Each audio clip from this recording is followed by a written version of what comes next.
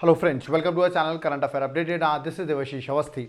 आज मैं आपके सामने जो वीडियो लेके आया हूं that is complete current affairs of August month 2022। तो हम जितना भी अगस्त मंथ में जो भी इंपॉर्टेंट न्यूज़ हुई है उसको हम कवर करेंगे। तो चलिए स्टार्ट करते हैं, देखते हैं अगस्त मंथ में क्या क्या इंपॉर्टेंट था करंट अफेयर्स के पर्सपेक्टिव से। ओके, सबसे पहले अगर मैं आपको बताऊं तो वर्ल्ड ट्राइबल डे सेलिब्रेट किया गया। याद रखिएगा, अगर आपसे पूछा वर्ल्ड ट्राइबल डे कब सेलिब्रेट किया था, आंसर वुड बी 9 अगस्त। ठीक है, इस बार की थीम क्या होगी ये भी इंपॉर्टेंट क्वेश्चन होता है। तो 2022 की जो वर्ल्ड ट्राइबल डे की थीम थी वो थी the role of indigenous women remember in the preservation and transmission of traditional knowledge. तो थीम आपको याद नहीं रखनी, बट एटलीस्ट ऑप्शन आए तो आप पहचान सके, इतना याद रखना है। ओके, प्लस याद रखिएगा वर्ल्ड ट्राइबल डे बोलते हैं, या तो हम इसका दूसरा नाम भी ये है कि international day of the world indigenous people. तो एक ही बात है, कंफ्यूज मत होइएगा, ट्राइबल डे के नाम से या तो international day of world indigenous people भी कह सकते हैं। ओके, जो कि 9 अगस्त को सेलिब्रेट किया जाता है हर साल अवेयरनेस फैलाने के लिए एंड प्रोटेक्ट करने के लिए जो राइट्स हैं वर्ल्ड में, किसके लिए? Indigenous population that is tribal people की हम यहाँ पे स्पेसिफिकली बात कर रहे हैं। ओके, तो पहला तो करंट अफेयर्स में ये इंपॉर्टेंट है, that is world tribal day. Second, अगर हम ट्राइब्स की बात करते हैं तो इसके साथ ही एक लिंक टॉपिक आता है PVTG, that is particularly vulnerable tribal group. ये क्वेश्चन बहुत पूछा जाता है। पीवीटीजी जो है सबसे पहले पूछा जाता है ये है क्या।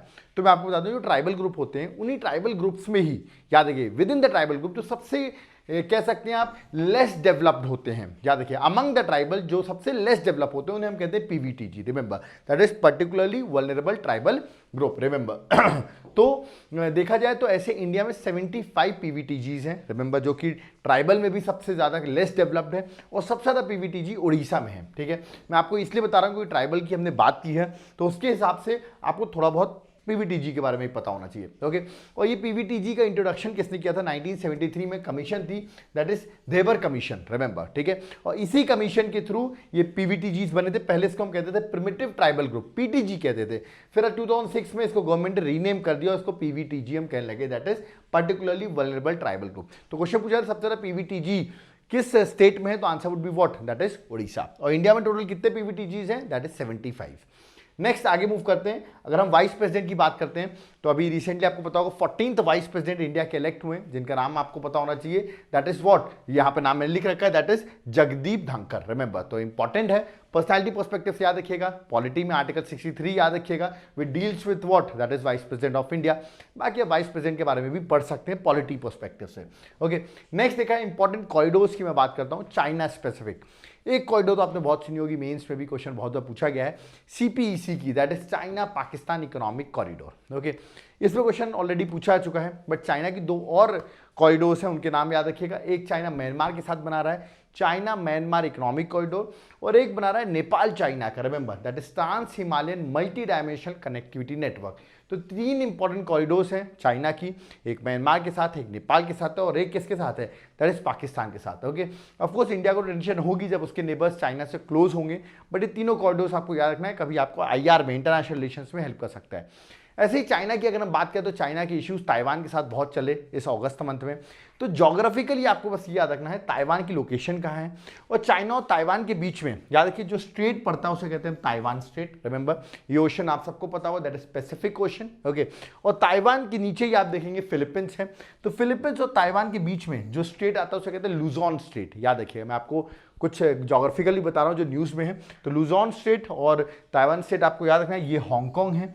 तो इनकी लोकेशंस आपको जरूर याद रखनी कहाँ पे, क्योंकि ताइवान और चाइना का इशू चलते ही रहते हैं। ओके, नेक्स्ट बात करता हूँ INSTC, that is international north south transport corridor.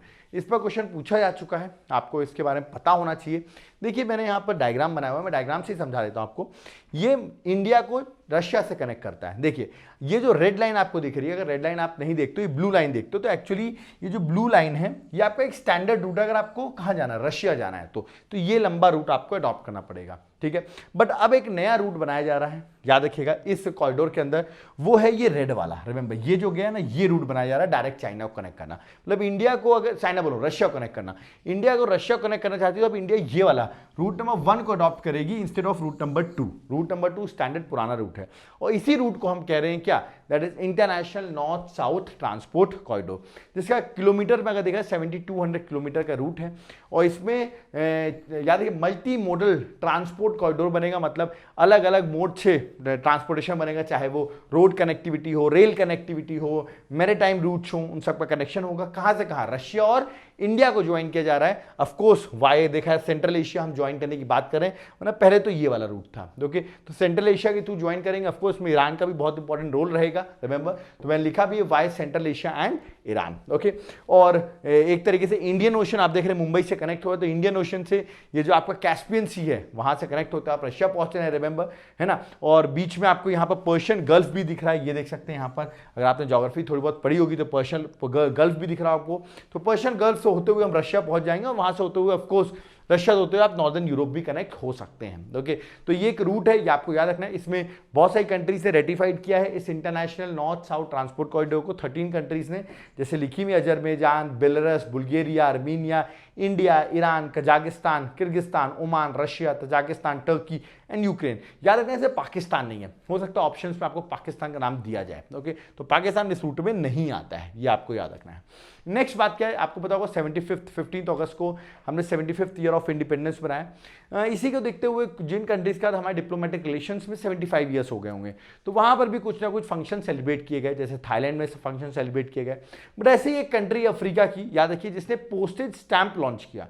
कहने का मतलब 1947 में देश आजाद होता है, तब से ही उनके हमारे डिप्लोमेटिक रिलेशंस थे। तो 1947 से 2022 में उनके भी हमारे साथ 75 ईयर्स हो गए हैं, याद रखिएगा। तो क्वेश्चन में मैंने लिखा है which African country has release a commemorative postage stamp to celebrate 75 year of diplomatic relation with India. तो यार इसका करेक्ट आंसर जो है दैट इज इजिप्ट। तो इजिप्ट ने लॉन्च किया है। थाईलैंड ने अदर फंक्शन सेलिब्रेट किए थे, थाईलैंड के भी 75 ईयर्स हो गए इंडिया के साथ, बट इजिप्ट इंपॉर्टेंट क्वेश्चन आ सकता है आपके स्टैटिक एग्जाम्स में। ओके, नेक्स्ट है व्हाट इज ग्रामीण उद्यमी प्रोजेक्ट। ये क्वेश्चन पूछा सकता है, ग्रामीण उद्यमी प्रोजेक्ट क्या है। बहुत सिंपल सा प्रोजेक्ट है, मैं आपको बता दूं। देखिए ये प्रोजेक्ट जो है यहाँ पर लोगों को स्किल्स देने की बात कर रहे हैं, मल्टी स्किलिंग प्रोजेक्ट है। इस प्रोजेक्ट को फंड कर रहा है नेशनल स्किल डेवलपमेंट कॉर्पोरेशन। क्या किया जाएगा, स्टूडेंट्स को स्किल सिखाई जाएंगी, ट्रेनिंग दी जाएगी स्टूडेंट्स को। याद रखिए किन स्टूडेंट्स को, ट्राइबल स्टूडेंट्स को ट्रेनिंग दी जाएगी इन सेलेक्टेड स्टेट्स। कौन से स्टेट्स में? अभी 6 स्टेट्स चूज किए गए हैं, महाराष्ट्र, राजस्थान, छत्तीसगढ़, मध्य प्रदेश, झारखंड और गुजरात। तो स्किल्स दी जाएंगी, इसमें ट्राइबल को स्किल मिलेगी, तो क्या होगा, वो जो रूरल एरियाज में वहां पे वर्क कर सकेंगे, उनका स्किल्स होंगी। तो ओके, एम्प्लॉयमेंट अपॉर्चुनिटीज क्रिएट होंगी लोकल एरियाज में। अगर वो स्किल्ड होंगे तभी तो कुछ कर पाएंगे, बिना स्किल के तो कोई मतलब ही नहीं है। प्लस वो लोग फिर शहरों की ओर माइग्रेट नहीं करेंगे, तो जो माइग्रेशन होता है वो भी रुकेगा। तो ये एक एजेंडा है ग्रामीण उद्यमी प्रोजेक्ट का, गवर्नमेंट का। ओके, तो ये आपको याद रखना है। और इसी के साथ मैंने यहाँ पे बॉडी का नाम यूज किया, आपने देखा होगा, नेशनल स्किल डेवलपमेंट कॉर्पोरेशन इसको फंड कर रही है। इस बॉडी की बात करूं तो ऑफकोर्स ये फंडिंग प्रोवाइड करती रहती है ऐसी ट्रेनिंग वगैरह के प्रोग्राम्स को। बट ये जो बॉडी एक नॉन प्रॉफिट, याद रखिए, पब्लिक लिमिटेड कंपनी है, जो 2008 में स्टैब्लिश हुई थी अंडर कंपनीज एक्ट 1956। तो ये भी आपको याद रखना, पूछा सकता है आपसे नेशनल स्किल डेवलपमेंट कॉर्पोरेशन के बारे में, तो याद रखना है। ओके, ये इस प्रोजेक्ट को फंड कर रही है, जो मैंने आपको प्रोजेक्ट बताया। आगे बढ़ने से पहले मैं आपको बता दूं, एक बार आप मेरे एप्लीकेशन को डाउनलोड करो, डिस्क्रिप्शन बॉक्स में लिंक दिया हुआ, भी लेक्चर और बचा हुआ है, याद रखिएगा। वहाँ पर आपको मेरे कोर्सेज वगैरह सारे अवेलेबल हो जाएंगे, तो वहाँ पर मेरे नोट्स से लेके हर चीज़ आपको मिलेगी। इसलिए मेरा ऐप एक बार जरूर डाउनलोड कर लो अगर आप इस लेक्चर्स को देख रहे हो, ठीक है। चलिए आगे बढ़ते हैं, नेक्स्ट टॉपिक पे आते हैं, that is marine product export development authority, MPEDA। ठीक है, ये आपसे पूछा सकता है व्हाट इज दिस। बहुत सिंपल है, नाम से ही पता चला है, मैराइन प्रोडक्ट एक्सपोर्ट, एक्सपोर्ट से रिलेटेड होगा, मैराइन प्रोडक्ट्स की बात कर रहे होंगे, बिल्कुल सही है। ये एक स्टैट्यूटरी बॉडी है जो 1972 में स्टैब्लिश की गई थी। और किस मिनिस्ट्री के अंदर आता है? मिनिस्ट्री याद रखिएगा, एग्रीकल्चर मत लगा दीजिएगा, मिनिस्ट्री ऑफ कॉमर्स और इंडस्ट्री के अंदर आता है। पहली बात तो ये एक्ट याद रखिएगा, marine product export development authority act 1972 के थ्रू, 1972 के थ्रू ये बॉडी क्रिएट हुई थी। इसका हेडक्वार्टर भी याद रखिएगा, केरल में कोची में हेडक्वार्टर है।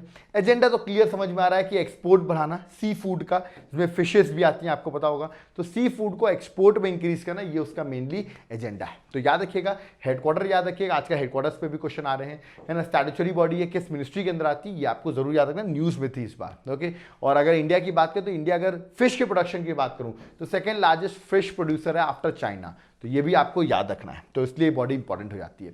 नेक्स्ट अभी एक टर्म बड़ा न्यूज में चला था, moon lightning. Okay, what is this moon lightning?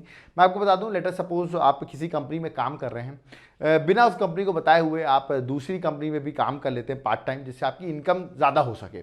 आजकल कोविड में लोगों ने ये बहुत किया, क्योंकि उनको इनकम ज़्यादा चाहिए थी, ऑनलाइन वर्क कर रहे थे वो लोग घर से। तो मून लाइटनिंग क्या है कि आप एक से ज़्यादा जॉब एक टाइम पर करें, और आपके जो मेन एम्प्लॉयर है, जो मतलब जहाँ मेन काम करते हैं उनको आप बताएं ना ये बात, या उनको पता ना हो तो इसको कुछ लोग गलत तरीका भी मानते हैं, अनएथिकल भी मानते हैं। बट कोविड के टाइम पर जब लोगों के पास पैसे कम थे, उनके पास टाइम था, तो उन्होंने ऐसी अपॉर्चुनिटीज़ को मिस नहीं किया और ऐसे काम भी किए। उसे कहते हैं मून लाइटनिंग। तो पूछा जाता है मून लाइटनिंग क्या होता है। ओके, नेक्स्ट देखा है आपसे